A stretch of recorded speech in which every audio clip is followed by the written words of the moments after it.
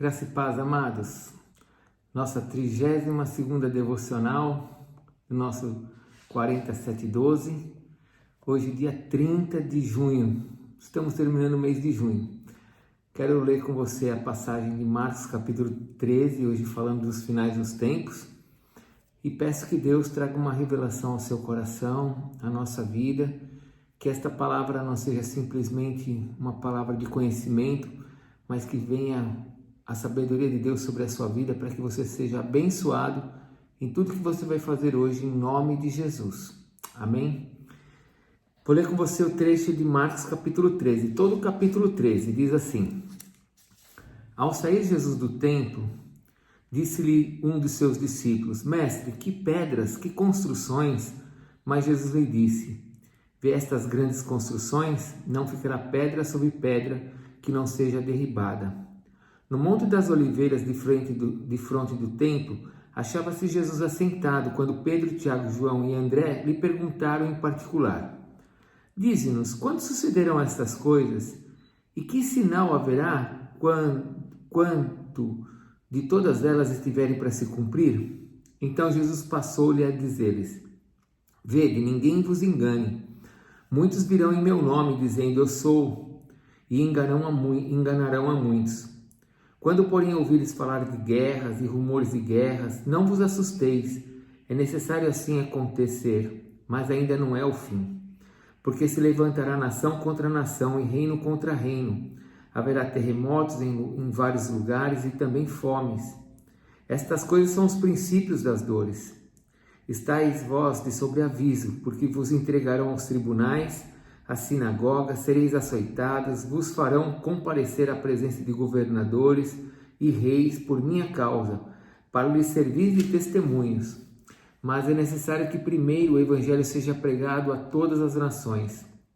Quando, pois, se levantarem e vos entregarem, não vos preocupeis com o que haveis de dizer, mas o que vos for concedido naquela hora, isso falai, porque não sois vós os que falais, mas o Espírito Santo. Um irmão entregará outro à morte, outro irmão, o pai ao filho, o filho haverá que se levantarão contra os progenitores e os matarão. Sereis odiados de todos por causa do meu nome. Aquele, porém, que perseverar até o fim, esse será salvo. Quando, pois, vires o abominável da desolação situado onde não deve estar, quem lhe entenda, então os que estiverem na Judeia fugirão para os montes. Quem estiver acima, no eirado, não desça, nem entre para tirar à sua casa alguma coisa. E os que estiverem no campo, não volte atrás para buscar a sua capa. Ai das que estiverem grávidas e das que amamentarem naqueles dias. Orai para que isso não suceda no inverno, porque aqueles dias serão de tamanha tribulação como nunca houve desde o princípio do mundo que Deus criou até agora e nunca jamais haverá. Não tivesse o Senhor abreviado aqueles dias, ninguém se salvaria. Mas por causa dos eleitos que ele escolheu, abreviou tais dias. Então, se alguém vos disser, eis aqui o Cristo, ou ei-lo ali, não acrediteis, pois surgirão falsos cristos e falsos profetas, operando sinais e prodígios, para enganar, se possível, os próprios eleitos. Estais vós de sobreaviso, tudo vos tenho predito. Mas naqueles dias, após a referida tribulação, o sol escurecerá, a lua não dará sua claridade, as estrelas cairão do firmamento e os poderes do céu serão abalados. Então virão o Filho do Homem vir nas nuvens, com grande poder e glória, e ele enviará os anjos e reunirá os seus escolhidos dos quatro ventos das extremidades da terra até as extremidades dos céus. Aprendei a parábola da figueira. Quando já os seus ramos se renovam e as folhas brotam, sabeis que está próximo o verão. Assim também, vós, quando virdes acontecer estas coisas, sabeis que está próximo às portas. Em verdade vos digo que não passará esta geração sem que primeiro isto aconteça. Passará os céus e a terra, porém as minhas palavras não passarão.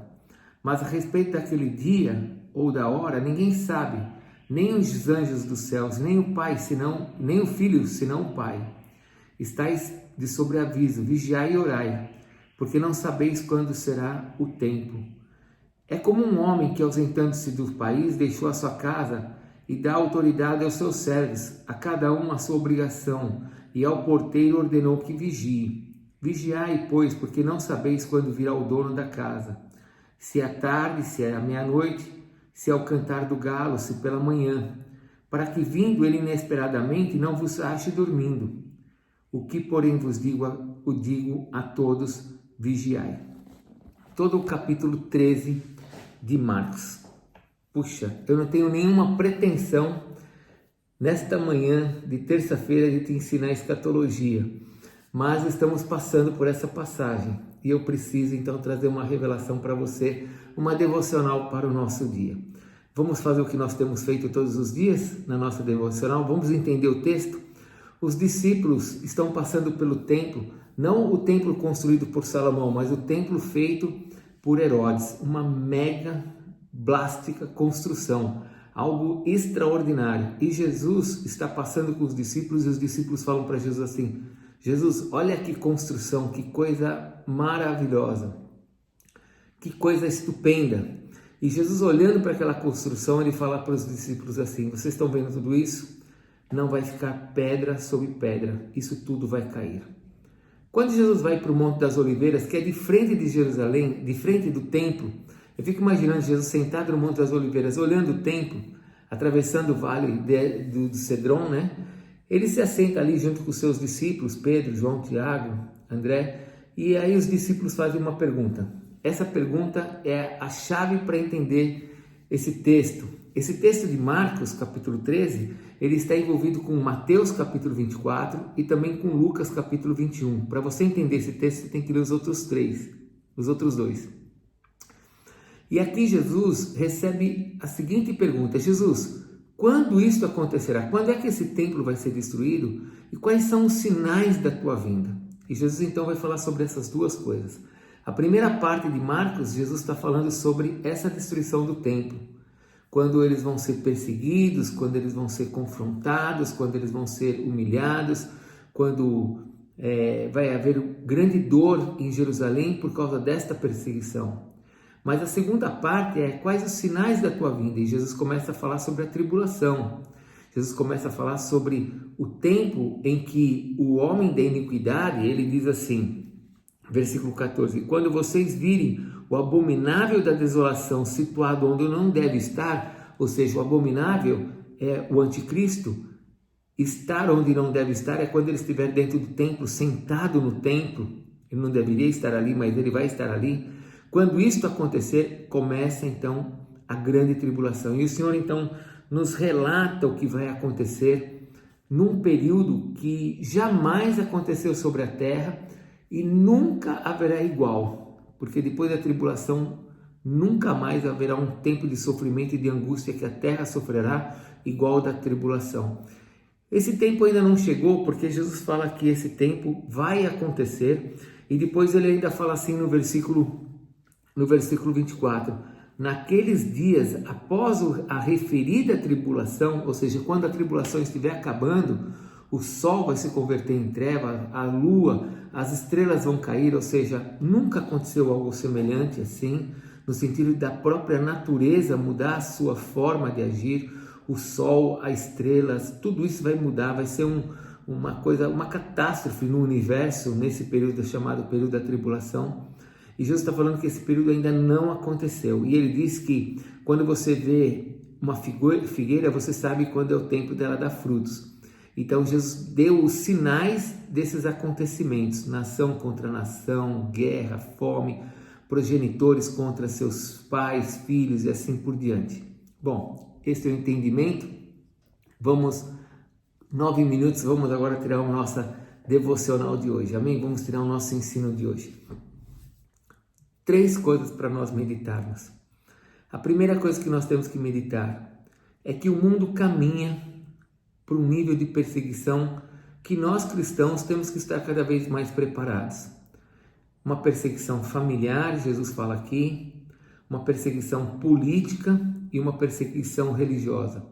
Religiosa é fácil de você enfrentar, porque você vê toda hora pastor se levantando contra pastor, pessoas falando mal do cristianismo, pessoas abandonando a fé e criticando a fé, pessoas que foram crentes abandonando os seus púlpitos para falar mal dos crentes, uma perseguição religiosa, difamando, humilhando, destratando o que é santo, o que é sério, que é a palavra de Deus e a igreja do Senhor Jesus, porque dentro da igreja do Senhor Jesus há muitas pessoas sérias, mas muitos estão vindo no nome do Senhor e negando isto, trazendo vergonhas, perseguição política.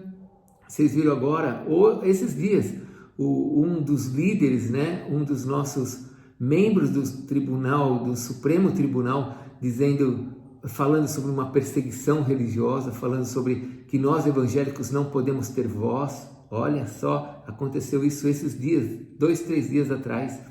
E perseguição familiar, onde muitas pessoas da própria família acabam perseguindo um ou outro por causa da fé.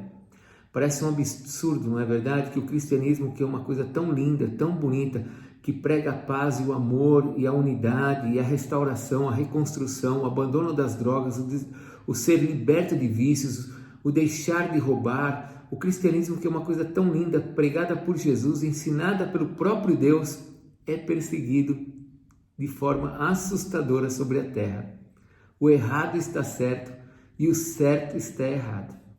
Jesus disse que essa perseguição vai acontecer e nós temos que estar preparados, porque quando isso for acontecer e está acontecendo, quem vai nos ensinar é o Espírito Santo.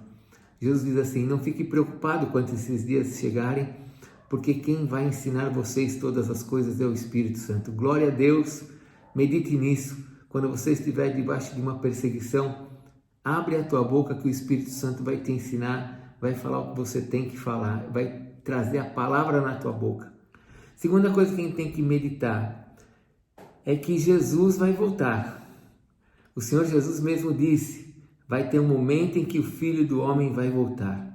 Irmãos, esse tem que ser o nosso caminhar. Nosso caminhar não é para a morte, nosso caminhar é para a vida. Jesus Cristo vai voltar. Essa é a nossa fé, de que o Filho do Homem a qualquer momento retornará. Como Jesus está falando com os judeus aqui, ele está dizendo que ele vai apontar no céu e todos vão enxergar. Ele está falando para os judeus, porque nós como igreja, a Bíblia nos ensina que nós já teremos sido arrebatados. Então quer dizer que quando esses sinais começarem a acontecer, nós já não estaremos mais aqui na terra. Nós teremos sido arrebatados. Se alguém um dia pegar essa mensagem do YouTube, vai ver eu falando para vocês que a igreja não vai estar mais presente porque nós fomos arrebatados. É isso que Jesus vai fazer com a sua igreja. Então, para nós meditarmos, estamos caminhando? Estamos indo para o céu? Você tem caminhado pensando nisso? Que a qualquer momento nós subiremos e estaremos com o Senhor? Amém? Mas tem uma terceira coisa para você meditar. Olhe para os sinais. Veja quantas coisas estão acontecendo. São tantas pandemias que estão chegando. Não é agora, não, já faz tempo. Não é somente o Covid-19, é a SARS. São outras pestes que já vêm acontecendo. É a gripe suína e tantas outras pestes que já vêm acontecendo há anos. Terremotos, tsunamis. Tudo isso são sinais da vinda do Filho do Homem. Esses sinais servem para nos levar para mais perto do Senhor. Esses sinais é para que nós possamos pregar mais o Evangelho. Falar do amor de Jesus, porque os tempos estão terminando. O tempo está terminando. Que você possa nesse dia meditar, porque Jesus disse que vai passar os céus e a terra, mas a sua palavra não vai passar. Que você possa meditar nesses dias sobre a volta de Jesus. Que você possa meditar hoje. Se ele voltasse hoje, será que todos que você ama subirão com você? Todos que você ama, se Jesus voltasse hoje, estariam com você nos céus? Ou alguém vai ficar?